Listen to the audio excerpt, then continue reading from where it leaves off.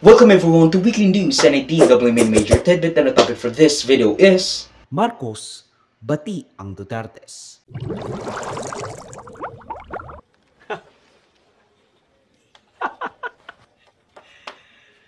Ginoo, magandang balita. May nangyayari na. In a stunning display of shaky ground manifesting underneath his presidential boots, PBBM has now offered an olive branch kay Vice President Sara at sa angkang Duterte. I have two conclusions din sa election. Una, nagsawa na ang Pilipino sa politika. Sawan-sawa na sa politika. Ang mensahe sa amin lahat, hindi lamang sa akin, kundi sa aming lahat, tama na yung pamumulitika ninyo.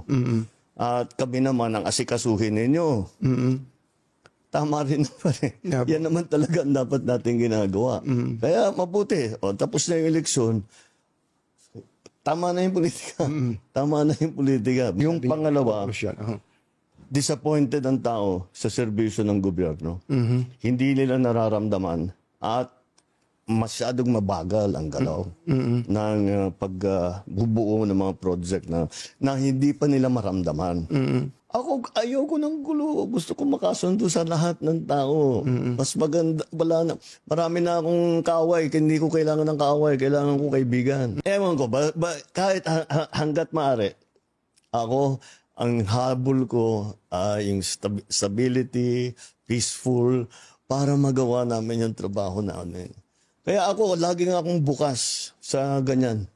I'm always open to any approach na, alika, magtulungan tayo. Diba? Kahit hindi tayo magkasundo sa polisiya, hindi tayo magkasundo. Gawin nyo yung trabaho, pero wag na tayong nanggugulo. Wag na natin, tanggalin natin yung gulo.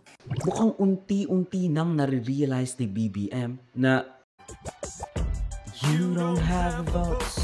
You don't have the votes.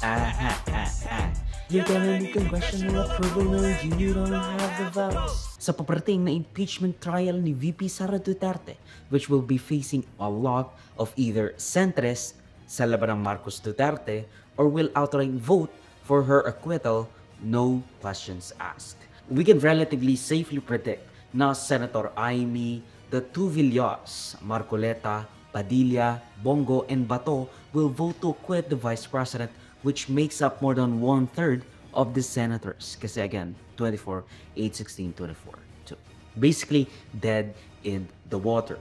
Bago pa nag-umpisa yung impeachment proceedings, sa June, wala na, talo na agad si Marcos, which, vengeance will be with the freaking Dutertes, which would be bad for almost everyone involved. Na marami pang calculus na pwede nating tignan to get a clearer picture on who will predictably vote to ensure Duterte can run for presidency in 2028, not to be blocked by anyone. Kasi nga again, with Senator Bongo and former presidential spokesperson seething, kumbaga parang yung response nila parang galit, lang gagalaiti dahil sa sinabi ni PBBM na gusto niyang magkaroon ng reconciliation between the two forces together. Pointing out na kung gusto niya maumpisahan ang paghilo ng sugat, he should first send Duterte back home. Duterte-Marcos reconciliation? Importante rito yung sinseridad po ng bawat isa. Kung gusto niyo po ng reconciliation, pabalikin niyo muna si Tatay Digong. Siya naman po ang dapat kausapin. Siya yung Elder Duterte. At siya po yung nagserbisyo sa ating mga kababayan noong nakaraang 6 na taon. Ginawa niya po lahat ng sakripisyo.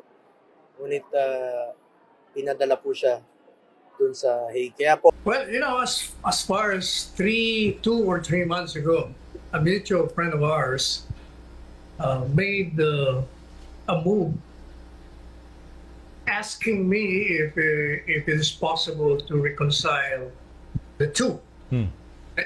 That's very possible. I told him also that all you have to do is to tell the president, Marcos Jr., to stick with his position of no jurisdiction. If he brings back the former president in the Philippines, then there will be reconciliation. And it's not very hard to do that, Stanley.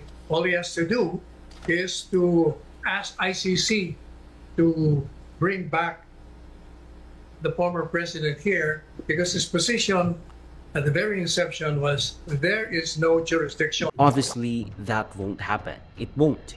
It just won't. Nasa kamay na ni si Duterte ng ICC, and whatever we want to do, kahit na nagbago ang ating isip, walang mangyayari because that's how it goes.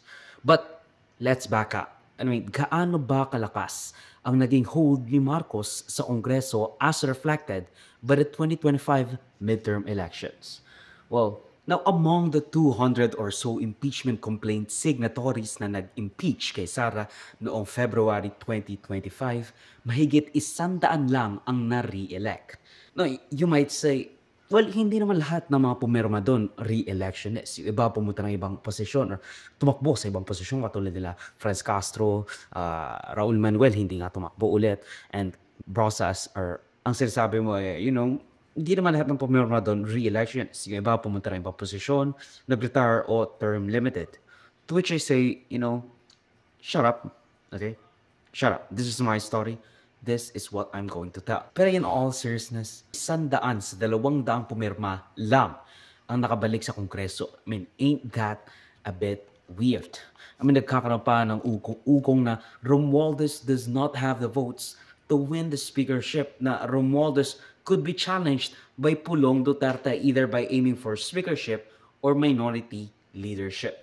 Wala. Wala akong candidate for speaker or for Senate President. Wala ding lumapit sa akin for speaker or for Senate President. Sinabihan ko si Congressman Pulong. Sabi ko sa kanya, baka gusto mo lumaban ng speaker. Hindi man siya sumagot. Hindi siya sumagot. Iniisip din niya siguro yung chances niya na manalo. Well, sinabi ko sa kanya, kung hindi ka manalo ng speaker, then kunin mo yung minority. Diba? But wala pa siyang sagot. So I guess he's still thinking about it. Mayroon ng ugong ng pagbabago sa Senate presidency with both Chiz and Senator-elect and former Senate President Tito Sotto vying for their support sa pagbabago ng liderato sa Senado. Sir, on the Senate presidency, sino po ang susuportahan ng Duterte bloc? Meron po ba kayong papatakbuhin sa inyo? Actually, pinag-usapan pa po yan sa ngayon. Nandito pa tayo sa 19th Congress, hindi pa tapos. Hanggang June 30 pa po ito. So, pag-uusapan namin, but we agreed na buboto kami as a block. So, ibig sabihin, sino yung choice ng majority sa apat, may apat na boto po. Importante rito, ako susuport. Kahit sino naman po, basta yung gusto ko na magiging independent po ang Senado, but a working Senate. A working Senate, unahin yung interest ng bayan, unahin yung interest ng bawat Pilipino. Yun po ang magiging criteria ko po. From our group, yes. Marami pa pong ibang nakikipag-usap rin po sa amin. But we are open sa lahat po ng mag-uusap. Din ba, sir, yung ibabasura yung impeachment? Hindi po namin pinag-uusapan yan. Hindi namin pinag-uusapan yan. Pwede namin ko lang. So si Senator Soto and si SP naghingi na po na. Kumbaga kinausap na po kayo regarding Yes. Lahat naman po sila initially nakikipag-usap na rin po sa individually or as a group. So both sila naghingi ng support? Yes. Sir, sabi nyo hindi nyo pa nakakausap si Tito Sen, no? For possible Senate presidency. Pero si SP Cheese, kinausap po ba kayo?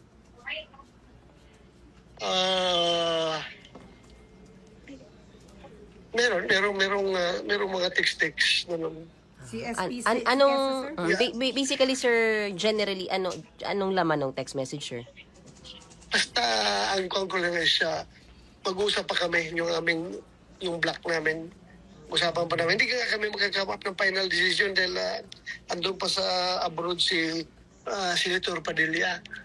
Kaya hintayin namin makabalik at mag-usap kami. But the text messages between you and SP Cheese is about Senate presidency. Safe to say, sir. The topic is Senate presidency. Correct. magiging malaki ang impluwensya ng Senate President as the presiding officer sa impeachment trial ni VP Sara. It is important to note, however, na ang laki ng binigay na leeway at pabor ni SP Cheese Escudero kay VP Sara by withstanding the heat at push to start the impeachment trial forthwith noong February pa lamang. Which, I was in favor for na it should be a national referendum. That the election will not only be a plebiscite on Marcos's performance, but also the strength of the VP at ang angkan ng mga Duterte. Kung gusto ba talaga ng mga tao na, manalo si Duterte laban sa kanyang mga impeachment complaints. Which is why it is a national referendum as well ng Senado or at least ng mga gusto ng tao na, align sa gusto nilang kandidato. VP Sara, when learning na kasama si mamayang Liberal Representative Laila de Lima at Akbayan Representative Chel Jokno na papalit sa dalawang nabigong ma-re-elect na House prosecutors, this is what she had to say. I guess you could say it's in bad taste, but come on, it's just hyperbole. Just don't freaking dwell on it too much. And alam naman natin talo na